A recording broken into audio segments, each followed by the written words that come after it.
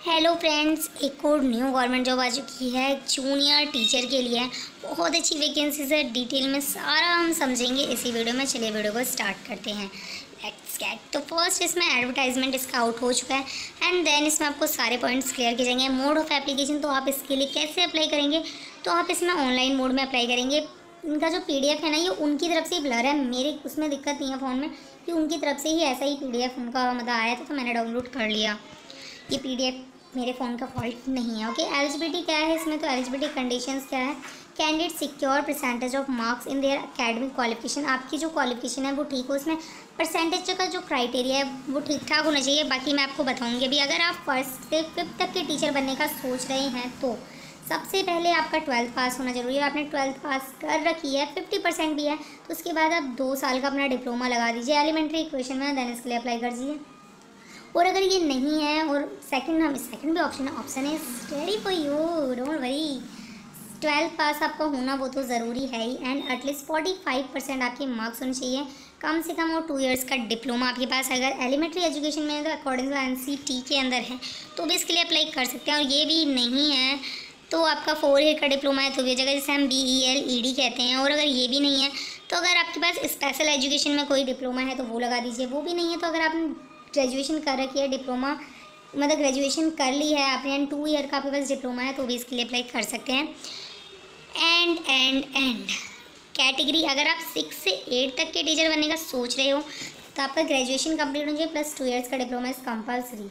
वो नहीं है तो ग्रेजुएशन कर रखी हो, पोस्ट ग्रेजुएशन कर रखी हो और B.Ed कर रखी हो तो इसके लिए अप्लाई कर लो। ग्रेजुएशन के साथ B.Ed हो या तो पोस्ट ग्रेजुएशन के साथ B.Ed हो, अप्लाई कर देना। ग्रेजुएशन अगर 45% ऑफ 1 ईयर्स का पास B.Ed है NCTE के अंदर तो भी अप्लाई कर सकते हैं। सेकेंड ईयर मतलब होल्डर ही हो गए, अगर आप B.Ed होल्डर हो तो भी इसके लिए अप्लाई कर सकते हो, कोई ऐसी खास प्रॉब्लम नहीं आने वाली है। एंड इसमें एग्जामिनेशन आपका कैसे होने वाला था, 12th पास एग्जामिनेशन जो कंडक्ट कराती है इंस्टीट्यूशन, उन्हीं के द्वारा मतलब कोई पेपर होगा उसमें आपको क्लियर करना होगा। फिर देन एज क्या रखी गई, तो 18 से 38 साल के बीच में अगर आपकी एज है तो आप इसके लिए अप्लाई कर सकते हैं, कोई प्रॉब्लम नहीं होने वाली है। और अगर जैसे आप रिजर्व कैंडिडेट्स हैं तो आपको रिजर्वेशन मिलेगा, उसकी टेंशन आप मत लो, रिजर्वेशन फिक्स है। सिलेक्शन प्रोसीजर क्या है, पब्लिकेशन ऑफ मास्टर लिस्ट का ऑनलाइन कंप्यूटर बेस्ड टेस्ट होगा and district wise categories wise फिर मेरिट लिस्ट लगाई जाएगी, देन आपको सिलेक्ट किया जाएगा। ओके, नेक्स्ट यहाँ पे देखेंगे डॉक्यूमेंट वेरीफाई, वो तो 101% आपके डॉक्यूमेंट वेरीफाई होंगे। काउंसलिंग भी होगी, publication of district final merit list जब आएगी फिर काउंसलिंग होगी। काउंसलिंग इज़ मस्टली इंपॉर्टेंट है, इसमें काउंसलिंग होती है, फर्स्ट टाइम नहीं है। कोई असाइनमेंट वगैरह की बात की जाए तो उसमें आपका काम वगैरह देख सकते हैं वो लोग, कुछ ऐसा सकते हैं। तो जब आपने पढ़ा है तो फिर तो डरने की बात ही नहीं है। नेक्स्ट यहाँ पे हम देखेंगे यहाँ पे कुछ important nothing. Scheme of syllabus and computer based test, ये ऐसा PDF उन्होंने क्यों अपलोड किया सर रॉन्ग, मुझे खुद क्लियर नहीं हो रहा, आपको क्या क्लियर होगा, बट कोई नहीं, मैं बता रही हूँ आप उसी से समझ जाओ। 2 पार्ट में आपका पेपर होगा, ठीक है।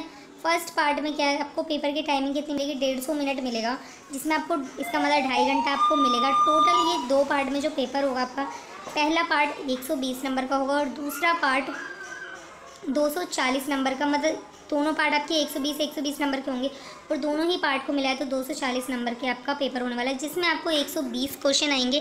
क्वेश्चन जो होंगे MCQ बेस्ड होने वाले हैं, हर क्वेश्चन 2 नंबर का रहने वाला है। नेगेटिव मार्किंग रहेगी 0.5% की नेगेटिव मार्किंग रहेगी। और पार्ट 1 और पार्ट 2 कंपलसरी है सभी टीचर के लिए, चाहे आप साइंस से हों चाहे आर्ट्स से हों, 1st से 5th क्लास तक के टीचर बनने के लिए। एंड सेकेंड क्या है इसमें, अगर आप मैथमेटिक्स के टीचर बन रहे हैं और मैथमेटिक्स के टीचर जैसे कि अगर आपने मैथ्स के लिए फॉर्म भरा है तो इसमें क्या होगा, 20 नंबर आपके जुड़ जाएंगे एंड 10 क्वेश्चन उसमें आपके जुड़ जाएंगे। 20 नंबर का हो गया तो यानी कि 240 से 260 नंबर का आपका पेपर हो गया और 10 क्वेश्चन उसमें जुड़ जाएंगे तो 120 से 130 क्वेश्चन हो गए, ठीक है। यही मामला है, जैसे मतलब अगर स्पेशल टेस्ट सब्जेक्ट के बनना चाहते हो तो आपको ये मिलेगा। और पेपर जो होगा आपका बाई लैंग्वेज में होगा तो आपको प्रॉब्लम नहीं होगी, हिंदी इंग्लिश सभी में होगा।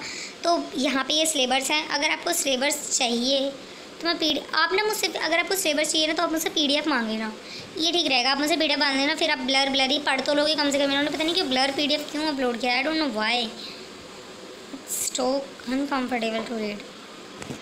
चलो कोई नहीं, मैंने आपको सब बता दिया कि मान लो ऑलरेडी इस PDF को पढ़ के पहले मैं PDF पढ़ती हूँ, पूरी जांच पड़ताल करती हूँ, तब आपके लिए वीडियो अपलोड करती हूँ। ओके, तो मेरी वीडियो में कोई कमी नहीं रहने वाली। तो ये आपका सिलेबस है, मैं स्क्रॉल कर रही हूँ, मैंने बताया तो बहुत ज़्यादा लंबा लग जाएगा। आपको PDF चाहिए ना तो आप मुझे कमेंट बॉक्स में बताना, मैं PDF अपलोड, क्योंकि इसका लिंक जो होता है ना उसे बनाने में बहुत ज़्यादा टाइम लगता है। अगर आपको ज़रूरत होगी तो फिर मैं मेहनत कर लूँगी आपके लिए, ठीक है।